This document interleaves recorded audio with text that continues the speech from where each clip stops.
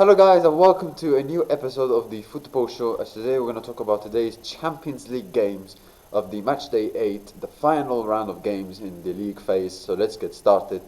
I'm very excited because it's going to be a fascinating, compelling day of Champions League football, the greatest club competition in the world of football without a shadow of a doubt. And this new format has delivered last year. It is delivering this year, and I'm pretty sure it's gonna deliver in the knockout stages, and it should deliver also today because there's huge games, especially if your big clubs like Benfica, Napoli, are fighting to get in the playoffs. Teams who are trying to qualify for the last 8, the likes of Manchester City, Real Madrid, etc. So let's get started. Let's go them by them, match by match. So let's first of all start with the first match between Sporting Lisbon and Athletic Bilbao against Sporting Lisbon. Sporting, they are not a bad team to play against. They're a good team. Athletic Bilbao, they are a very good team as well. They're at home. It's going to be a tricky game. It's a tricky game to call, to be honest with you. So, for my prediction, I'm going for a 2-1 win for Athletic Bilbao. Liverpool against Karabakh. That's not going to be an easy game for Liverpool, considering Karabakh are a very good side. They did well in the Champions League. They've done well in the Champions League this season so far. So I think it's not going to be an easy game for Liverpool. However, they should win that game, and if they win that game, then they're gonna qualify for the last 8. The last 16. The last 16 automatically of the Champions League, and they should win against Karabakh at home, especially, even though Karabakh are a good side and they've done well in the Champions League this season. So, Liverpool, like this season in Champions League, they've been very good mostly, except the game against PSV when they got smoked at home. But they've been very good, beating Marseille away, Inter away, Real Madrid. Whereas in the Premier League, it's completely opposite. And maybe a bit like Anthony Gordon said yesterday's press conference, that maybe it's because of the difference of style of football in the Premier League compared to Champions League, where teams are more open and they try to play attacking football. Proper football, like some people might say, whereas in Premier League it's physical, it's tough, set pieces, reliance, throw-ins, reliance, etc. So that's why it's tricky. However, Arne Slot said something that was very strange. I found it absolutely strange, and I don't know why he said it. Let's hear what he said. Again, this is not going to be a popular opinion, what I'm going to tell you now, but maybe the reason why we won the league last season is that we had to play Paris Saint-Germain in the last 16, because as you know they beat us and we had every time a week to prepare for our next game. Maybe that has helped us as well. Maybe if we had to double that program which Arsenal had, and they dropped a few points in that period of time, that has helped us in winning the league. So we are aware, every manager is aware, the bigger squad you have, the better you're equipped that you are for that many games. Again, what a load of crap. What a load of crap. And this is not only the first time that he's been talking crap this season, Arne Slot. Like set pieces, low blocks. I mean, Pep Guardiola's Manchester City have had to deal with teams playing against low blocks, and they dealt with it quite well, and they've won like so many Premier Leagues. If you are the defending champion, teams will look more on you. So you have to change your tactics. You have to tweak your tactics. That's why Guardiola kept winning for a number of years, because he changed tactics to make sure not the other teams know about his tactics. Because when you're obviously the defending champions, the opposition teams will focus more on you. They'll look at you as you're the guy to catch. Arne Slot, he clearly hasn't changed his tactics, and they won a lot of BS. The reason they won the league last season because they lost to Paris Saint-Germain. I mean, first of all, why does he always keep mentioning the PSG game last season? Why does he always keep mentioning that game? He's becoming like Erik ten Hag when he kept mentioning that Garnacho disallowed goal against Arsenal. Why talk? And by the way, Liverpool were like what, 12, 15 points clear of Arsenal when that happened, when they lost to PSG, and you want to tell me that's the reason they won the league? What a load of BS. What a load of BS from this guy. This is not the first time he's been talking utter rubbish this season. So yeah, But Liverpool should win that game.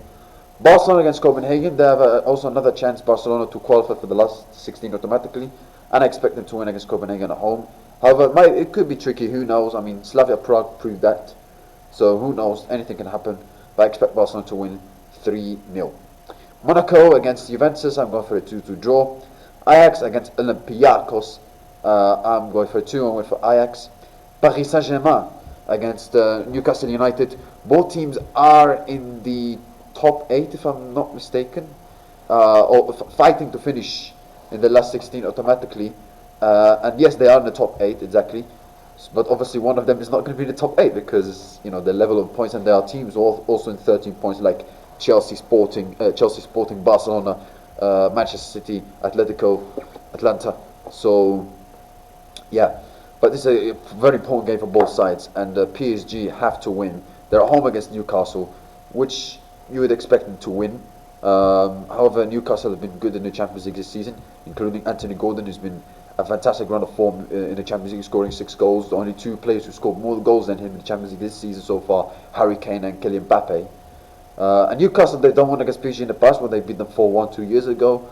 And they should have won that game in the Parc des Princes if it wasn't for that strange penalty decision. I remember that game. But at the same time, that was a different Paris Saint-Germain side, and a bit different also from Newcastle side at that time as well. So times change, different seasons, but I expect PSG to win. It's not going to be easy, of course, but I expect PSG to win this game. So I'll go for a 2-0 win for Paris Saint-Germain. Let's move on to the other games, as we've got Dortmund against Inter. That's a good game. I'm going for a 2-2 draw. Napoli against Chelsea. Very, very important game for Napoli and for Chelsea. More important for Napoli because they are in a risk of not even qualifying for the playoffs. So they have to win that game if they want to qualify in the playoffs. Chelsea, they have a chance to qualify for the last 16 automatically. If they win, they should be in the top 8. If they don't win, then there is a high risk they will be dropped out of the top 8. Very important game, massive game for both clubs. Napoli, I mean, a bit surprisingly considering the quality of the players they have, and yes, they've had some injuries that they've had to deal with. We all know Antonio Conte's record in the Champions League isn't that great. Chelsea, I mean, they've been a good run of form under Lee Musini since he arrived, except that loss against Arsenal. But you can make an excuse for them in that game because they had injuries, etc. But they've been, against Crystal Palace, I thought they played quite well and they deserved to win that game. They were very good. But this is a kind of, I want to see them how well they do under Lee Musini in the big games, because that's what you get really tested the most, especially when you're the Chelsea manager. Testing the big games, Napoli away, Arsenal in the Emirates of the Carabao Cup semi-final. Then they have to play Arsenal on the 1st of March. Chelsea, if you look at the league, they've got good fixtures outside until the 1st of March. But from the 1st of March until the end of the season, they've got very, very tricky fixtures. They have to play Arsenal, Aston Villa, Newcastle, City, United, Liverpool, Tottenham, Sunderland away, and at Sunderland they've been fantastic at home this season. So they have to take advantage of the remaining the games they've got coming up until the 1st of March, because towards the end it's going to be very, very difficult for Chelsea, and I think that could deny them for finishing in top 4 in my opinion. So yeah, but very important game. If Chelsea, I think it will be important for Chelsea to win this game, to avoid the 2 extra games and to qualify for the last 16 automatically. But it's not going to be easy. Napoli are a very good team. At home they're usually strong. The Italian champions, even though they're not the same team as last season. But yeah, my score prediction, I'm going for a 1-1 draw. Eintracht Frankfurt against Tottenham Hotspur. A very important game for Tottenham Hotspur. If they win this game, they should qualify for the last 16 automatically. For Frankfurt, it's not that important because they are already out and they have no chance to qualify for the last 16 for the playoffs even. So this could help Tottenham in this game. Frankfurt away is not an easy game to play against, but Tottenham beat them last season, if I'm not mistaken, in the Europa League, when they won the Europa League last season, and Frankfurt don't have much to play for, so that could help Tottenham. or maybe Frankfurt want to go out in a spirit way, let's say. So let's see what happens. But it's a very important game for Tottenham, especially they've been struggling a lot in the Premier League. They're going to be without Mickey van der Ven in this game. It's a tricky blow for them. It's not going to be an easy game because Frankfurt at home they have always a good atmosphere. But I expect Tottenham to win. So I'm going for a 2-0 win for Tottenham. And it's strange that they're going to call them for the last 8 to finish in the first 8, considering how poor they've been in the Premier League. So yeah. Atletico Madrid against Bodo Glimt. I expect Atletico Madrid to win this game. It's not going to be easy because obviously Bodo Glimt are a good team. They can cause problems, as we saw that last week with Manchester City. But at the same time, I expect Atletico to win. I'm going for a 3-1 win for Atletico Madrid. Bayer Leverkusen against Villarreal. I'm going for a 1-0 win for Villarreal. Arsenal against Kairat. The Kairat, Arsenal, they should. Obviously, they're already through, and whether they finish first or second in the league phase doesn't matter. I expect them to win this game comfortably. They're going to change the squad, change the team, but they should win this game comfortably and go for a 3-0 win for Arsenal.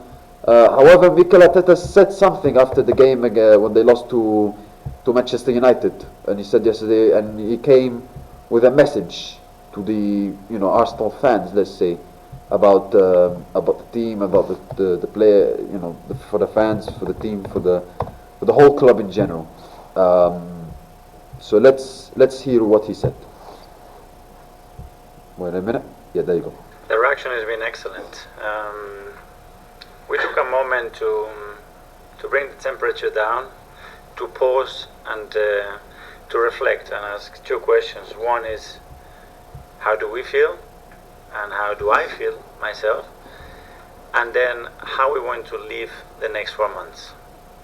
And it was so encouraging and beautiful, because what came out of that is very simple. We have earned the right to be in a great position in 4 competitions, and in the next 4 months we're going to live and play with enjoyment, with a lot of courage, and with the conviction that we're going to win it. And this is going to be the mindset and where we're going to put the energy. And I'm just hoping that everybody that is related to this club, especially our supporters, jump on that boat, because this is the way that we're going to live the next 4 months, because we deserve to live like this. The rap was like this. Vamos, let's go. And that's the mindset, and this is what this moment requires, is that energy, that conviction, because of what we are doing. That's it, and place it in a natural way, because if we want to achieve that, there are going to be bumps in the road. If not, right, we are kidding ourselves. That's it. It's like he wants to create a siege mentality and motivate his players, and that's the right mindset, because let's be honest, the media, even though you all know Arsenal in the past have sometimes a bit of history, starting the season well, being in a very good position, then they fall off towards the end. You can tell the media sometimes they're gonna fall, they're desperate for Arsenal to fail and to go down. And I like that from Tete, that he's like, okay, let's create siege mentality. It's us against them, and motivate his players.